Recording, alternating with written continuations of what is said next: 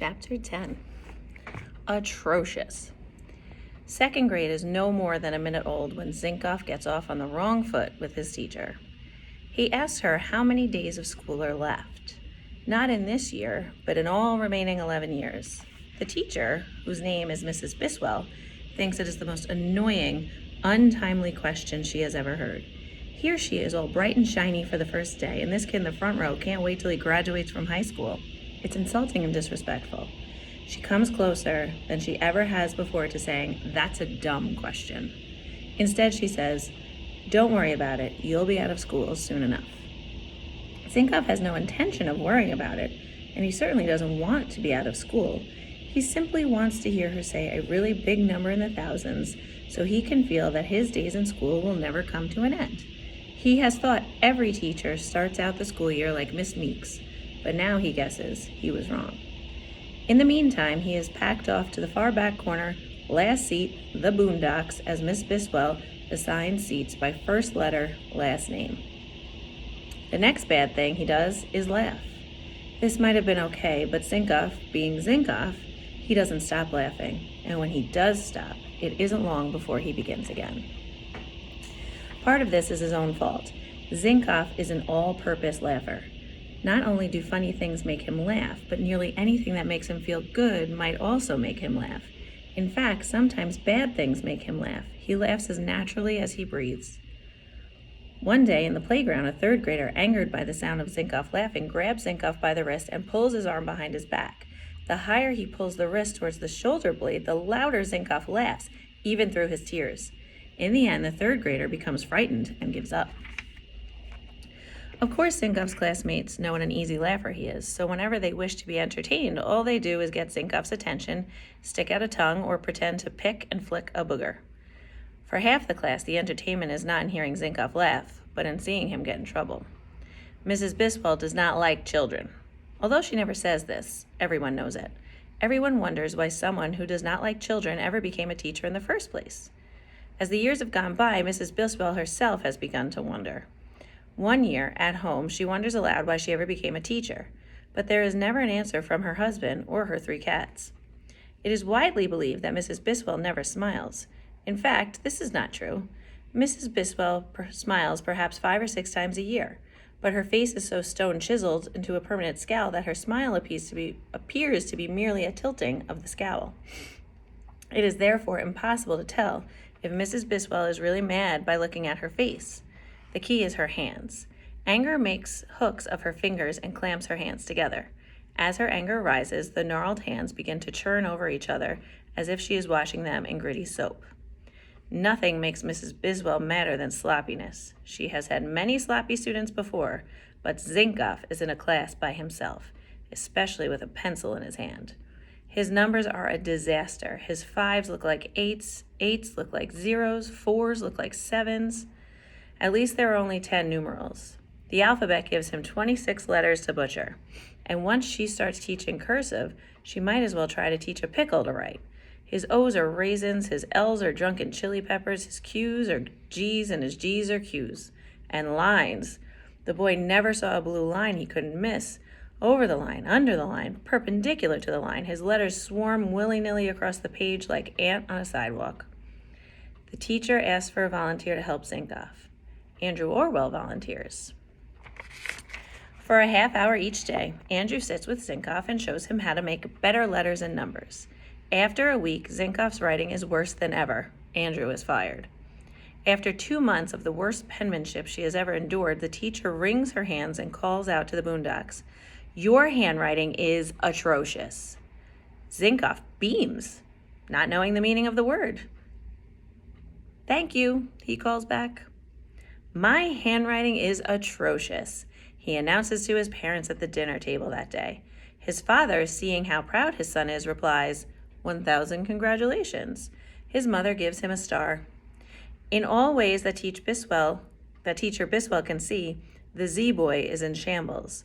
She shudders to think what must happen when he is in the same room with a coloring book. He is even at odds with his own body. Not rare among second graders, certainly, but this boy takes the cake. Hardly a day goes by in which he does not fall flat on his face for no apparent reason. When he isn't laughing, he's flapping his hand in the air. He's forever asking questions, forever volunteering to answer. For every right answer, 5 are wrong. The more he gets wrong, the more he wants to answer. The better to be seen back in his last of the alphabet desk. He did sometimes crouches in his seat like a baseball catcher, stabbing his hand in the air and grunting aloud. It is unthinkable to Mrs. Biswell that such a mediocre to poor student could actually like school. So she concludes that his antics and reckless enthusiasms are merely ploys to annoy her. Even so, she might forgive him. Forgive the sloppiness and the clumsiness and the endless laughing and the general annoyance that he is. Forgive him for being a child, had he possessed the one thing for which he has a weakness: brilliance. Brilliance is the one thing that makes Mrs. Biswell happy. In 4th grade, in her own childhood, on the second report card, she got all A's and won a prize in her school's science fair. Ever since, she has had the highest regard for academic achievement. In all her years of teaching, she could name only 9 students who deserve to be called brilliant. Zinkoff is not one of them. Quizzes, tests, projects, he never earns an A, and only 1 or 2 B's. He might earn more C's if she could understand his answers. Typically, she throws up her hands and gives him a D. And so, in all these ways, Zinkoff grinds down the patience of Mrs. Biswell. He is the green board against her stick of a chalk is reduced day by day. By December, it is a nub. And then he ruins her eraser. Mrs. Biswell has long loved her eraser. It is so much better than the cheap, flimsy things that come through school supplies. It is deep, firm pad of felt, soaks up the chalk like a sponge. It is the Rolls-Royce of green board erasers. 10 years ago, she put out her own money for it, and she expects it to last for 10 more. Every Friday, she takes it home and claps it against the back of the Fieldstone barbecue in her backyard. No one but her is allowed to touch it. For that matter, no one but her is allowed to touch the green board or chalk. One day, she comes back late from lunch to find Zinkoff writing at the green board. The students in their seats let out a collective gasp. Zinkoff merely smiles at her and keeps on writing. "Stop!" she screeches. He stops. He looks at her, his eyes round as quarters. Then, quicker than she can think, he grabs the eraser and begins swiping at the green board. "Stop, stop, stop!" she screams. The words hit Zinkoff like a bear paw. His body flinches in 3 directions. He drops the eraser to the floor and throws up all over it. "Out, out, out," screams Mrs. Biswell. She stands in the doorway pointing down the hall. "Get out of my classroom and never come back." Zinkoff gets out. In a daze, he leaves the room and walks down the hallway.